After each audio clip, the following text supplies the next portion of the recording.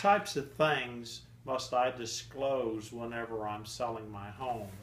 Well, this is emanates from a case that's probably 25 years old called Johnson versus Davis, and the Supreme Court came down on selling your home or your residential property that says that a seller must disclose to a buyer any matters that may materially affect the value of the property that are not readily observable. This provision has also been carried over into the present contract that has been approved by the Board of Realtors and the Florida Bar. So it provides precisely what I've just said. So what falls into that category? Well, certainly if you have a leaky roof, you can't very well not tell them about it. If you've had a fire or a flood, and then you taken care of it, you need to disclose that the property is previously flooded, and things such as that.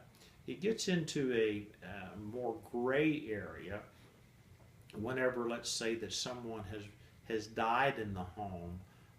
Certainly if it's coming out of an estate, well, that's fairly apparent. And I don't know that that's a matter that may materially affect the value of the property. Well, take it one step further. What happens if someone was murdered in the home, or some crime was committed, or it was a grow house? Well, those matters may be something that could materially affect the value of the property. Another matter is what if you know that your neighbor had a sinkhole? Now, are you required to disclose that your neighbor had a sinkhole and on his property, although you haven't experienced any sinkholes? So there's any number of sort of gray areas that come into being, or what you need to disclose. The realtors have a fairly comprehensive sheet that they go through for each component of your home, such as the plumbing, the electrical, all of these, a disclosure sheet. And so that should be a pretty good guide as far as completing that, as to whether whenever you sell your home, go through that disclosure to let them know how long it's been since you've redone the roof, whether you've experienced any leaks, things such as that. The best thing to do, however, if you're going to buy a home, is to have your own inspection done. But that's not the question. You wanted to know from a seller's perspective what you needed to disclose. I always recommend to sellers to err on the side of more disclosure rather than less, so that you don't have to worry about it coming back to haunt you later on. In and doubt, I'd go ahead and disclose the matter to the buyer, because if they like your home and it's in good shape and there's no really other problems, they will probably not pay, it's not going to keep them from buying the house.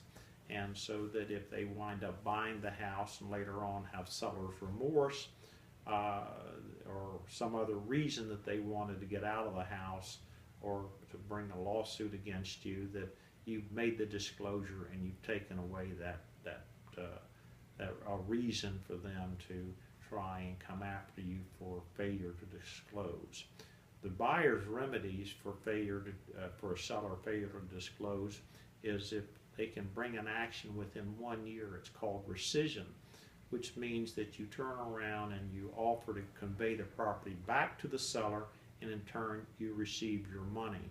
This is a difficult remedy in that sometimes you paid off mortgages, that the seller doesn't have the money, that you have a mortgage that you have to pay off, or you've made substantial improvements. So there's any number of problems. The other aspect of it is, if that remedy is not feasible, is to sue for whatever the cost to repair is, or to correct the problem. And so that is your other remedy. And of course, before you have a good lawsuit with that, you need to make sure that whoever you're suing has the money to pay. So that's another aspect of looking at it. This obligation to disclose not only extends to a seller, but also to realtors, that if they know of any information, they must disclose it to the buyer or make the disclosure. There is another problem as far as buyers are concerned. If they wish to bring an action against the seller, is they have to show that the seller knew of the problem.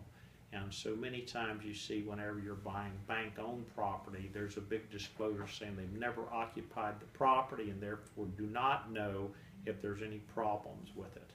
So that's a discussion as far as what needs to be disclosed, and certainly a gray area. So if you have any questions, well, give me a call at 727-847-2288.